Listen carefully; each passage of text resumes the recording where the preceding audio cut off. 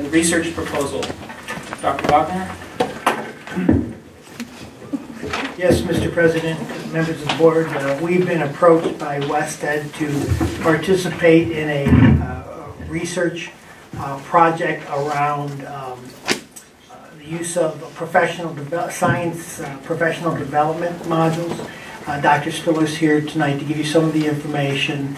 The folks who will be conducting the research are from out of state, so normally we have them here, but we'll do our best to answer all of your questions. Yes, please. Thank you, Mr. President and Governing Board and Cabinet. I am pleased to present to you a proposal of research from WestEd called Making Sense of Science. I will take you through the scope of work. So on your board docs, if you can pull up scope of works, I will be going by page numbers. So on page 4, you'll see the 3 goals of this program. And the 3 goals are to evaluate the efficacy of Making Sense of Science professional development courses for improving student achievement in science.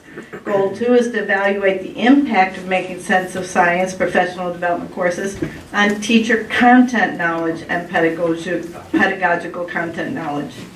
And then the goal 3 is to investigate the impact of Making Sense of Science professional development courses on teacher instructional practices. So those are the 3 goals of this research. On page 7, they have a nice list of tasks that give you an idea of the components of this grant. The first thing is to review project research and application, December 2011 through January 12. Teachers sign up to participate in the study, so the important point about that is this is voluntary. Treatment teachers attend professional development, so what's nice here is that you learn that this is going to be sort of one of those gold standards types of research where teachers are sorted into an intervention group and a control group, and so the treatment teachers or intervention teachers will participate in workshops during summers 2012 and 13 on the professional development. Then teachers will teach the force and motion, energy, and matter units during the 2012-13, 13-14 school years. And then during spring 2012 to spring 2014, we'll help collect the data. Following that, control teachers, if the teachers are control teachers but not the intervention group, they will participate in the professional development summer 2014 through 2015. So those are the tasks of this grant.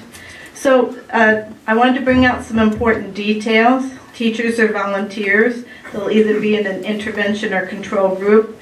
Regardless of which group they're in, they will receive a stipend to attend 30 hours of the summer workshops, and then they receive another stipend for collecting the data. So are there any questions about this research? Any questions from the board? Is the stipend paid by WestEd? Yes, it is. So it's no cost to the district. What grades does this cover? 8th grade. Oh, 8th grade. Now, our Making Sense of Science, that's our new science. No, that's actually the name of their grant. Oh, okay. It's just their grant. I just wanted to say, just anecdotally, WestEd has been working on these modules in physics for a long time. I actually participated in one of these first professional developments, and I think it was 1999. I took the course at ASU West, and I was doing the force and motion course. I got a B. I remember it distinctly. So we actually did take tests on content, and then people observed us on our instructional strategy. So it's sort of fun to see it come around. The person that's the PI for it, primary investigator, is Kirsten Daler, and I worked with her in 1995 to 2000. She was my mentor in implementing action research in the Urban Systemic Initiative. So it's sort of fun to come back and work with somebody after so many years. Are we the only district they're working with, or are there other partners? There are 8 other districts. 6 to 8 other districts here in Arizona. I actually asked her who the other districts were, and she didn't get back to me today. I know Peoria is one. Peoria was excluded because they didn't have the right demographics. Right. They originally They were. looking for urban. Yeah, so that's why I wanted to get the list of the ones that, because we've actually been working on this for over 2 years, and I do remember that Peoria was rejected and they had to find substitutions. So Osborne, I think, could be one, and Isaac maybe, but I'll give you the list as soon as she responds to that question. Thank you. Great. Dr. Spiller, I think this sounds like an excellent opportunity. I'm very excited. Let me see here. Are there any further questions for Dr. Spiller? Okay, do I have a motion? Move the governing board approve the research proposal for Wested and Heller Research Associates to conduct a research study in the Creighton School District. Second. Is there any further discussion? And all those in favor signify by saying aye. Aye. All those opposed? Motion passes. Great. Item 12, first things first presentation. Mr. Jewett, would you like to introduce your guest? I can. Brooke Tolles-Johnson is the regional director for the Central Phoenix First Things First Regional Council, and she is going to tell us a bit more about what the Central Phoenix Regional Council is doing. Good evening. Thank you, Member Jewett, and thank you to President Zaragoza. So I'm pleased to be one of the first people to say. It sounds nice. Yeah. Right. So, and greetings to the board members as well and to the audience. My name is Brooke Tolles-Johnson, and I'm the First Things First Central Phoenix Regional Partnership Council. It's a long title, but the regional director. And I would also like to introduce Susanna Ibarra Johnson, who is joining me, and her role within the First Things First family is to provide community outreach and as the coordinator for the Central Phoenix Regional Partnership Council. I do want to thank Superintendent Dr. Boyle and Member Jewett for inviting us to come and talk about something that we love talking about, which is First Things First. And I hope that I can share some information that will be illuminating about First Things First in general. And it will focus primarily on what we're doing in the Central Phoenix region and how that will impact the families and children in the Creighton School District.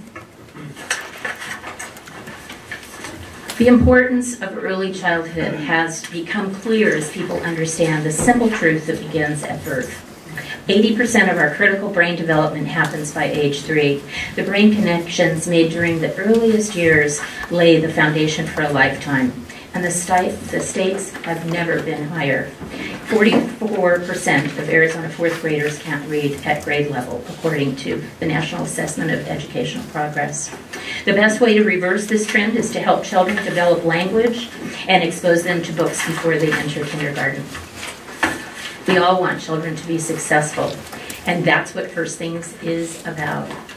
It's parenting and partnering with families and children and having the commitment to assure that all children have the tools they need to start school prepared. I'd like to just give you a brief background on First Things First. Voters created First Things First in 2006 through a new tobacco tax. For the first time, programs for our youngest kids in Arizona, ages birth to 5, have a reliable, dedicated source of money. This was important so as not to take money from K through 12 education or other programs that are critical for families. First Things First is structured to ensure that dollars get to the children they are meant to serve. 90 cents of every dollar goes directly to the services for children under 6 and their families. Only 10% of each dollar is set aside for operations and administration. First Things First has a statewide board with 9 members that are appointed by the governor. Local control is important, and for that reason the state is divided into 31 regions each made up of 11 local volunteers. That's over 300 volunteers across the state working on behalf of children. It's an incredible endeavor and highly successful as we begin our second cycle of funding across the state. These community members study the needs in their areas and decide which programs and services are best for the children in their community. Every community is different. Every area has their own unique needs. Driven by the needs of children and families in the region, the Central Phoenix Regional Partnership Council selected strategies that develop a network of service delivery that starts with a universal appeal and drills down to laying the foundation to a more targeted approach for children who are more at risk. According to the 2010 Needs and Assets Report, in the region, only 9% of child care providers, those individuals caring for children in child care centers or in child care homes, have a national accreditation or recognition. It's pretty startling, indicating that they meet specified quality standards. In the city of Phoenix, nearly 2/3 of the households with children younger than 18 had all parents in the labor force, which is indicating a large need for child care.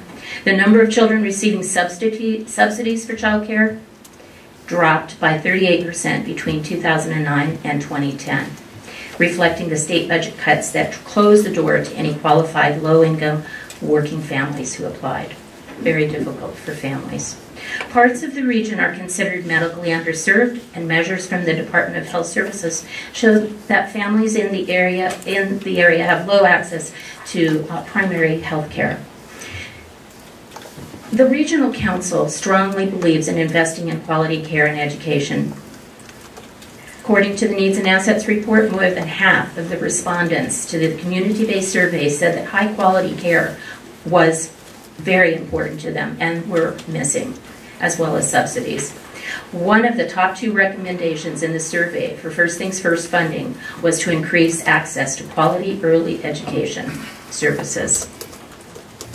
In fiscal 2013, Quality First in the Central Phoenix region will fund 93 child care centers and 6 child care homes, serving 70% of the available pool of child care providers in the region, at a funding level of nearly $5 million.